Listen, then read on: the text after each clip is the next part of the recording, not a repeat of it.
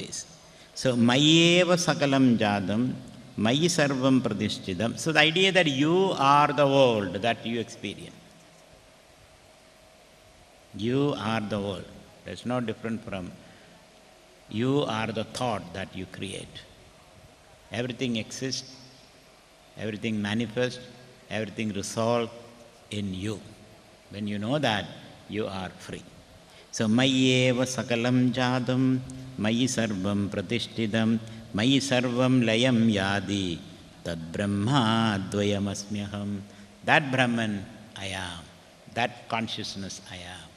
And that consciousness is Advayam, because there is nothing other than this. There is nothing other than this consciousness. So, by the time your idea of that I am the body, etc., all goes, body is just a bubble that appears in you. It comes and goes, just a bubble. You are that oceanic bliss. That we realize. Mayi sarvam layam yadi tad brahma advayam asmyaham.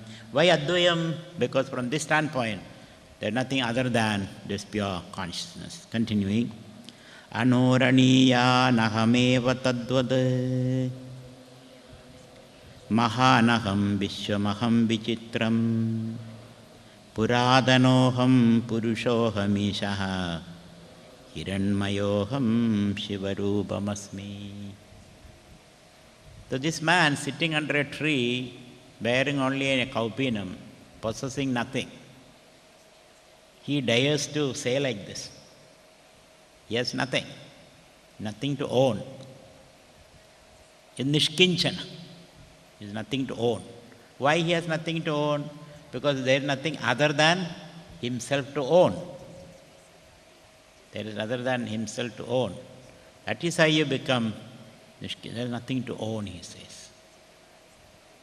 And when you know that I have nothing to own, then you become everything.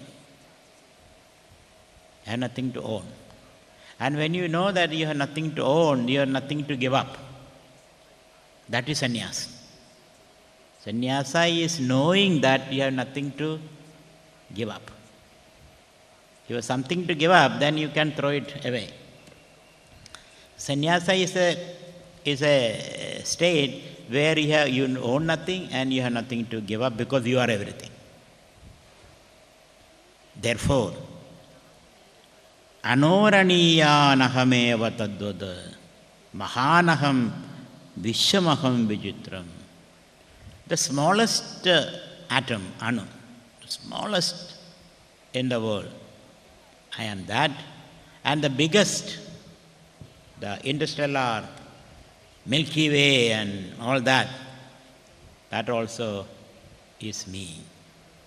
Everything is my own projection. I am smaller than the small, bigger than the big. So anoraniyan, anoho aniyan, smaller than the smallest. Tadvat mahanaham, vishwamaham vichitram. I am this vichitra, this manifold world I am.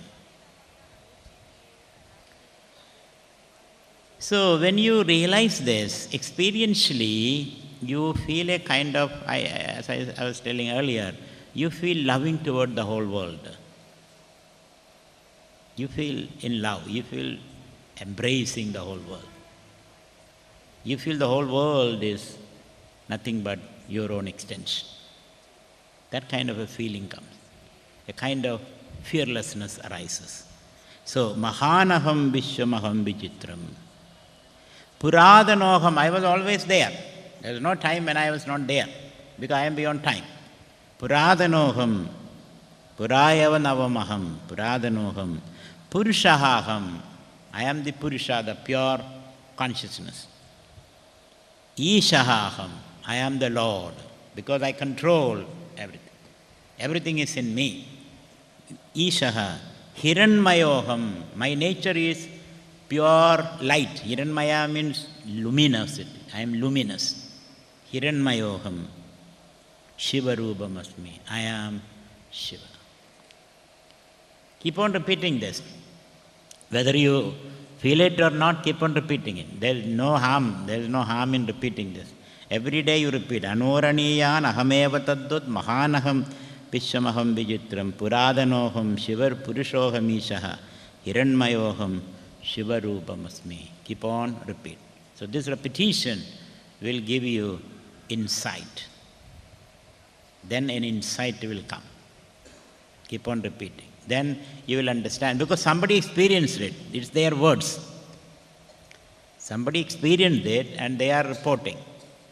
It is not the words of a deluded mad person. Westerners, some of the Westerners, you see the mad person's prattlings. Because it doesn't make any sense. How can you be the whole universe? How can you be the ground of the whole universe? How can you create a world by a thought? So it seems it's the mad blabberings of a deluded, hungry person. When you are hungry, deprived of food and oxygen, then you start deluding like this. So the rishis, sat without food and in a cave without oxygen, so the brain deludes all this. No, these rishis were very solid people. They were practical people, solid people.